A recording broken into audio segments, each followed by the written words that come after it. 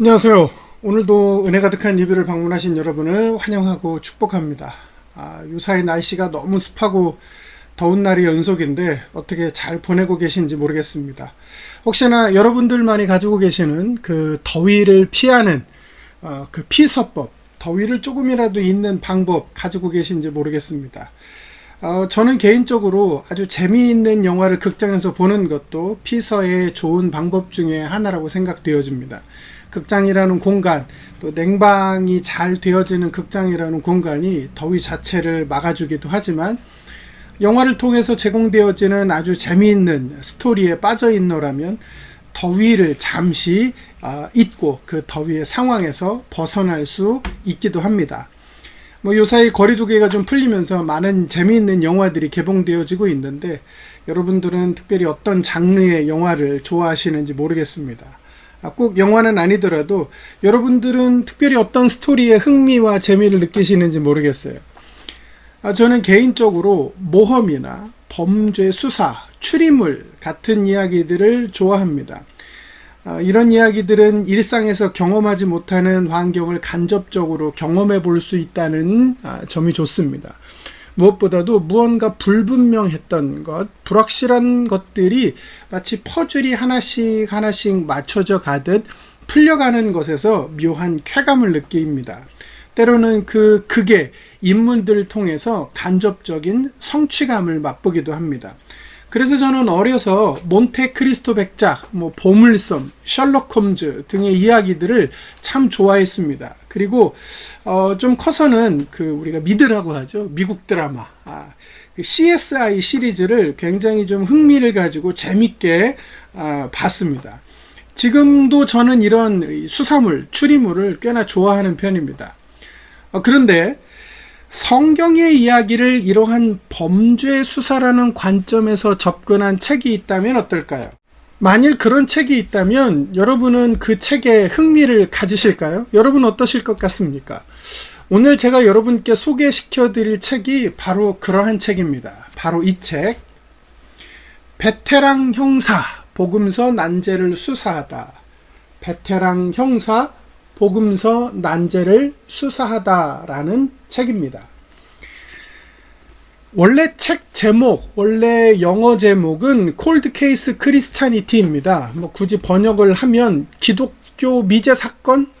이 정도로 번역할 수 있겠습니다. 결론부터 말씀드리자면 이 책은 기독교 변증서입니다. 하지만 이 책은 일반적인 변증서들과는 확연히 다른 차이점을 가집니다.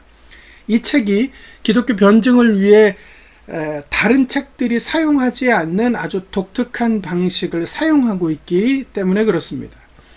이 책은 기독교 변증을 위해서 미제 사건 수사라는 관점에서 출발합니다. 일반적 변증서들이 신학이나 철학이나 인문학 등을 기반으로 해서 출발하는 것과는 큰 차이가 있습니다.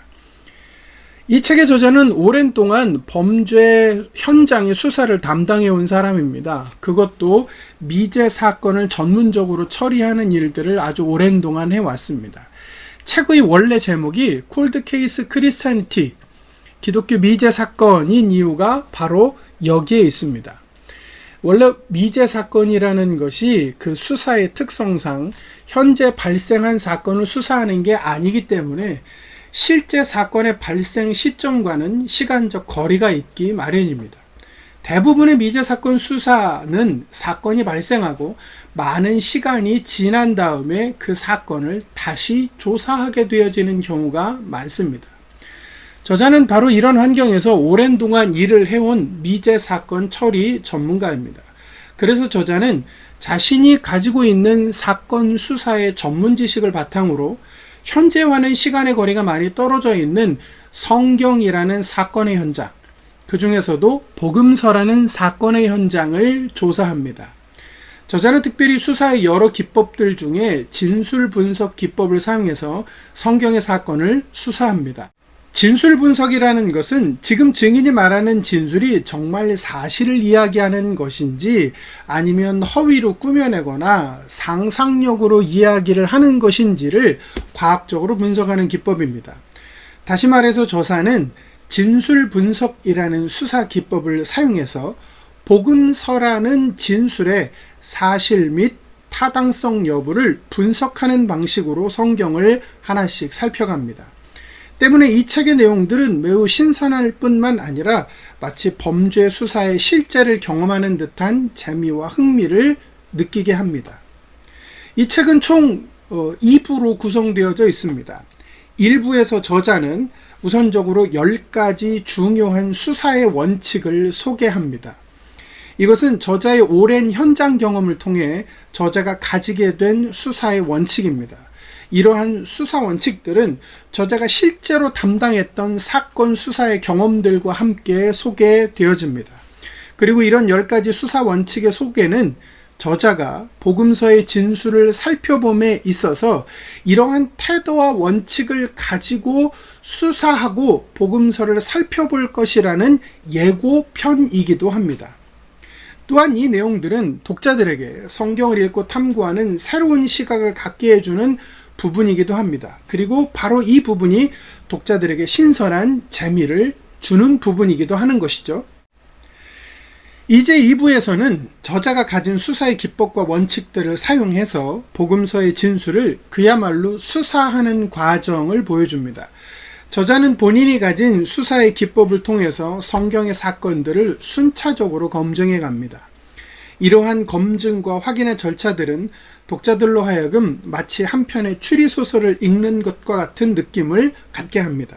때문에 책의 분량이 400페이지가 넘어감에도 불구하고 아주 재미있는 소설을 읽듯이 쉽게 읽어나갈 수 있습니다.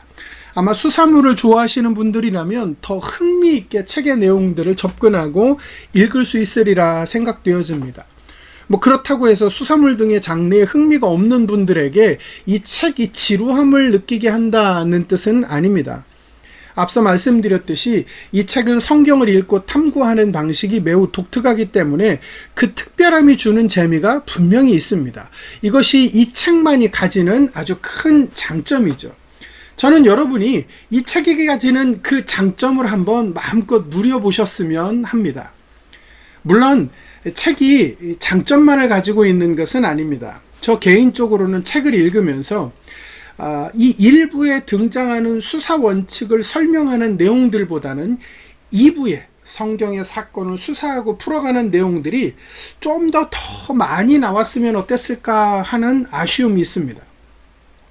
그리고 복음서의 중요한 내용 중에 하나인 부활에 관해서는 읽는 사람에 따라서는 그냥 열린 결말처럼 느껴질 수 있는 부분들이 있어서 그것은 조금 아쉽습니다. 그렇다고 해서 책의 저자가 성경의 부활의 사건을 부정한다는 뜻은 아닙니다. 우리가 바라고 일반적으로 기대하는 무언가 확실한 결론을 이 부활에 관해서는 내지 못하는 것 같아서 조금 아쉽다라는 뜻입니다. 물론 앞서도 말씀드렸다시피 책을 읽는 분에 따라서는 저와는 전혀 다른 느낌과 생각을 갖는 분도 있으리라 보여집니다. 하지만 분명한 것은 책에서 저자는 수사의 결과, 복음서의 내용, 즉 복음서의 진술은 사실이며 신뢰할 수 있는 증언이라는 것을 분명하게 밝힙니다. 그리고 이러한 내용들은 참 명쾌하고 무언가 시원한 느낌을 갖게 해줍니다. 이 무더운 여름, 더더군다나 올여름같이 이렇게 습하고 무더운 여름, 무언가를 집중해서 읽는다는 게 분명히 쉬운 일은 아닐 것입니다. 하지만 이 책은 그러한 어려움과 걱정을 그리 어렵지 않게 극복하도록 해주는 책입니다. 여러분이 이 책을 읽으신다면 이 책의 저자와 같이 형사의 입장이 되어서 성경의 진술들이 사실인지를 수사하고 탐구하는 경험을 해보실 수 있습니다. 습하고 무더운 날씨지만 이 책이 주는 복음서에 대한 신선한 시각과 검증의 과정의 재미를 여러분들이 꼭 한번 누려보셨으면 좋겠습니다. 그렇게 잠시나마 이 책이 주는, 이 책을 통해서 제공되어지는 피서의 즐거움 꼭 맛보고 누려보시기를 바랍니다.